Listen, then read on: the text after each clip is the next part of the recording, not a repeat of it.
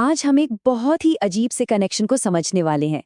कहानी शुरू होती है मदद के लिए भेजी गई दवाओं की एक खेप से, लेकिन इसका सीधा असर हमारी और आपकी जेब पर पड़ने वाली महंगाई से है।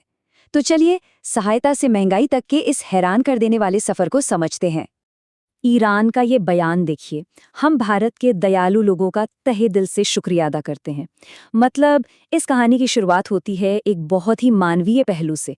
एक तरफ तनाव है, संघर्ष है, और दूसरी तरफ भारत ईरान को मेडिकल मदद भेज रहा है और ईरान उसके लिए आभार जता रहा है।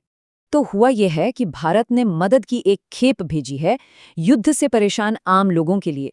इसमें दवाइयां हैं, जरूरी सामान है, और ये सीधे वहां की रेड क्रिसेंट सोसाइटी को दिया गया है, ताकि ये उन लोगों तक पहुंचे जिन्हें इसकी सबसे ज्यादा जरूरत है। और देखिए, भारत के लिए ऐसा करना कोई नई बात नहीं है। ये भारत की विदेश नीति का हमेशा से एक अहम हिस्सा रहा है। याद कीजिए, तुर्की में जब भूकंप आया था तब भी भारत ने मदद भेजी थी। यहाँ तक कि पाकिस्तान में आपदा के वक्त भी मदद की पेशकश की गई। तो मतलब राजनीतिक रिश्ते चाहे कैसे भी हों, मदद के लिए हाथ बढ़ाना भारत की एक पहचान रही है। लेकिन यहीं से कहानी में एक जबरदस्त ट्विस्ट आता है। सोचिए, एक तरफ तो ये मदद भेजी जा रही है, दवाइयां दी जा रही हैं, और दूसरी तरफ यही पूरा मामला हम सबके लिए दवाइयों को और महंगा बना सकता है। कैसे? क्या कनेक्शन है इन दोनों के बीच? चलिए इसी गुत्थी को सुलझाते हैं। इस पूरी पहेली का जवाब, इस पूरी इकोनॉमिक चेन का जो लिंक है ना, वो छिपा है एक बहुत ही पतले से समुद्री रास्ते में। इसका नाम है हॉर्मुज़ जलडमरू मध्य। अब देखिए, नक्शे पर देखने में ये शायद आपको एक चौड़ा सा रास्ता लगे, लेकिन असल में ऐसा है नहीं।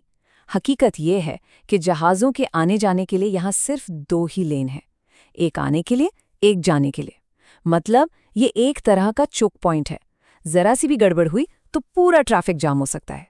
और ठीक यही हो भी रहा है। इस इलाके में जैसे जैसे टेंशन बढ़ रही है, शिपिंग पर असर पड़ रहा है, और इसका सबसे पहला और सीधा असर हम देख रहे हैं कच्चे तेल की कीमतों पर। दाम पहले ही $100 प्रति बैरल के पार निकल चुके हैं। और बात यही नहीं रुकती। मामला कितना सीरियस हो सकता है, इसका अंदाजा ईरान की धमकी से लगाइए। धमकी ये है कि कच्चे तेल की कीमत को $200 प्रति बैरल तक पहुंचाया जा सकता है। जरा सोचिए, $200, ये पूरी दुनिया की इकोनॉमी को हिलाकर रख देगा। तो सवाल फिर वही, समंदर में घूमते इन बड़े बड़े तेल के टैंकरों का हमारे घरों में रखी दवा की शीशियों से आखिर क्या कनेक्शन है? चलिए अब इस लिंक को जोड़ते हैं। तो देखिए, इसका जवाब छिपा है एक चीज में जिसे कहते हैं API, मतलब एक्टिव फार्मास्यूटिकल इंग्रेडिएंट। अब ये क्या चीज है?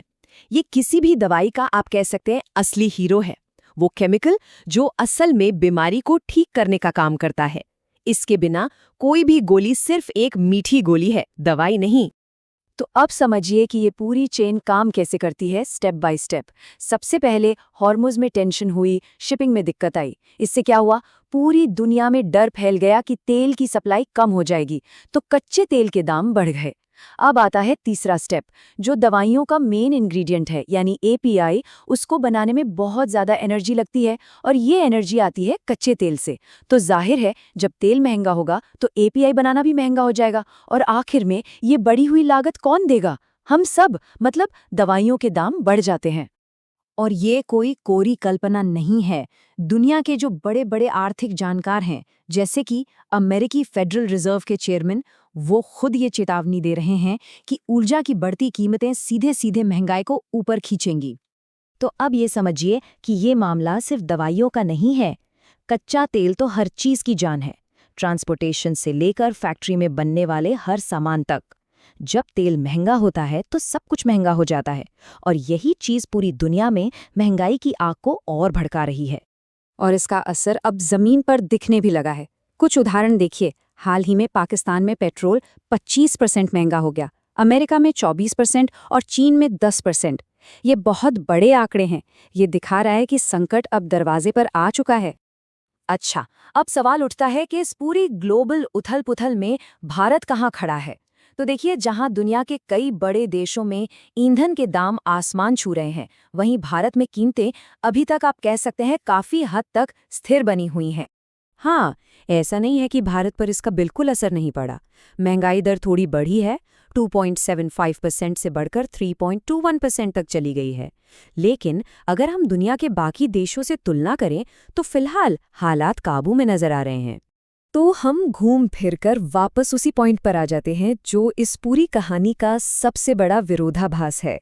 एक तरफ भारत इंसानियत के नाते ईरान को मुफ्त में दवाइयां भेज रहा है और दूसरी तरफ उसी संघर्ष की वजह से एक ऐसा आर्थिक बवंडर उठ रहा है जो शायद उन्हीं दवाइयों को पूरी दुनिया के लोगों की पहुंच से बहुत दूर कर देगा।